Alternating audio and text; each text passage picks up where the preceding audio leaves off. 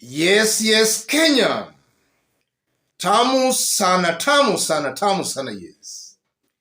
New details emerging indicates that Raila Odinga won 2022 presidential elections with a very big margin. An NGO that did an audit on the presidential results confirms that indeed Raila won the elections.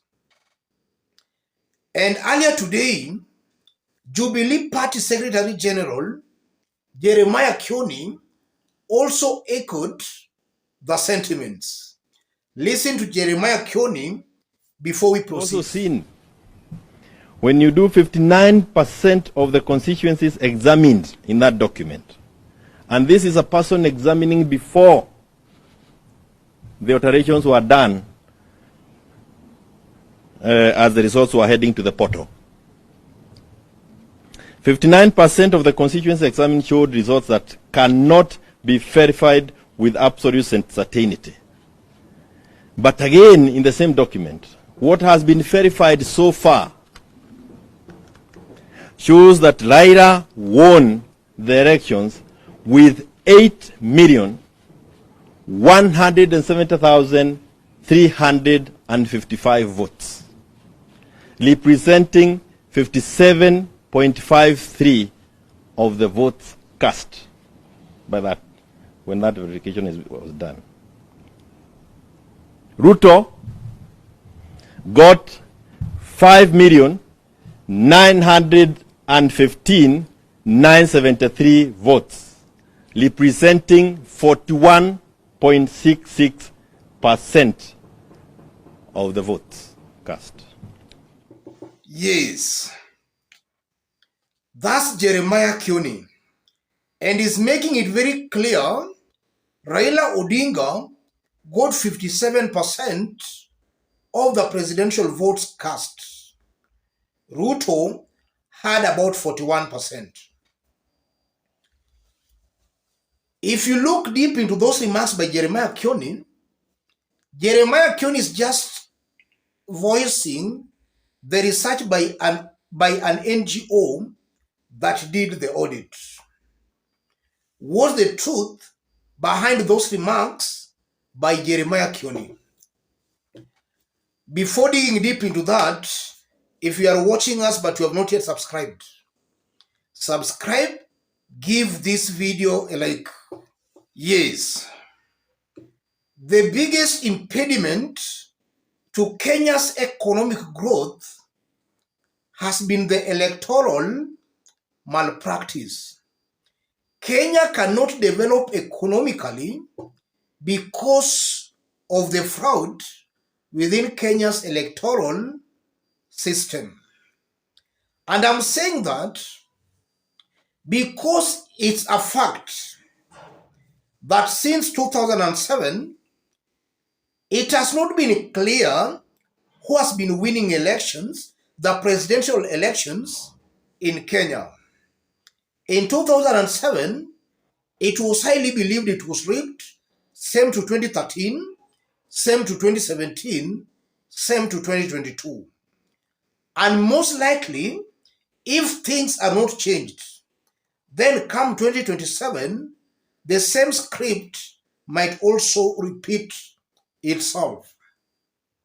And that in one way or the other is making Kenya lag behind in terms of economic development, in that leaders who are actually being sworn in office are not the real leaders who were elected by the people. They use some other unorthodox means to get themselves to power. So just to start from that, these are leaders who do not have the best interests of the people at heart. They don't care what the people are saying or what the people want. All they care is about their own selfish personal interests. And I'm saying that because these leaders, they know that eventually it will not be the people to decide whether they will be re-elected or not. And that can lead to these leaders not delivering. And it can also lead to corruption in the same government, in that the leader might try to please his friends and close political allies at the expense of service delivery to the people. That's exactly what is happening here. And if you look at William Ruto's government, in the 100 days William Ruto has been in power, it's a fact that in terms of economic development, William Ruto has performed below par. And just as I've been saying here, in a scale of 1 to 10, I will give William Ruto a 1 or a 2% in a scale of 1 to 10. He gets either 1 or 2. And at the same time, you are finding the government performing very poorly, and the same government very confident of winning a re-election come 2027. What does that mean? It shows clearly that they know it's not the people who will decide 2027. They know it's not the people. So you will find these leaders, in fact, they'll not even be performing or delivering.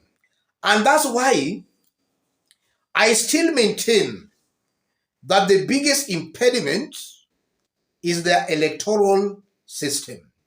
And also from the changes we have seen being initiated in Parliament, already Ruto's government has changed the composition of IEBC selection panel. In fact, they have changed the composition of the panel.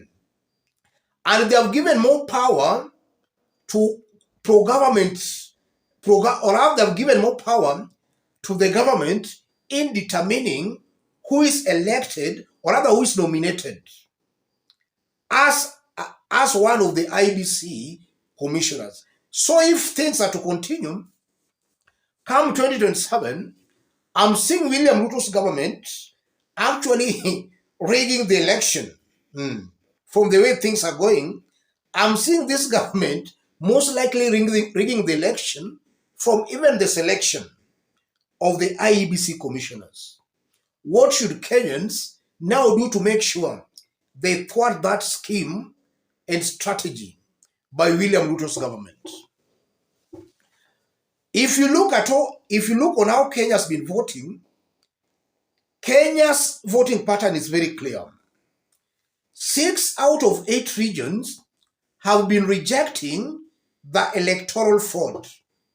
In fact, 6 regions have been voting for another candidate, not the candidate who has always been declared the winner. Kenyans can turn in their millions in the 6 regions. And if they do that, they are going to thwart this.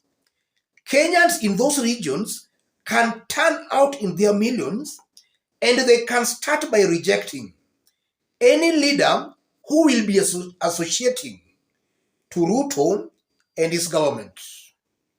Be it an MCA, a member of parliament, a governor, a senator. If Kenyans in the 6 regions can reject any leader who will associate with Ruto's government, I'm very sure it does not matter on how Ruto's government will rig come 2027. If Kenyans can reject leaders who will be associating with William Ruto, Ruto and his team will find it very hard rigging 2027. And if also Kenyans in those regions can also unanimously reject William Ruto and his government without him making some inroads, it will be very hard for him again to get a re-election.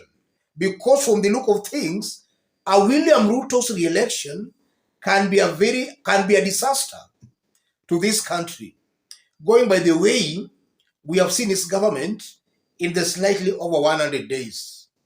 It can be a disaster. Let me stop it there, ladies and gentlemen. If you are watching us but you have not yet subscribed, subscribe, give this video a like.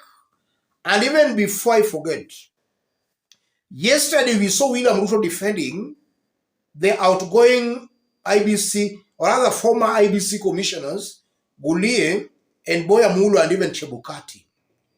And if you look at it keenly, I honestly believe that William Ruto is defending these leaders because these leaders might have gone out of their way to influence his election win. And I won't be wrong to say we should expect Chebukati and that team in William Ruto's government. Let me stop it there. Let's meet in our next analysis. Thank you.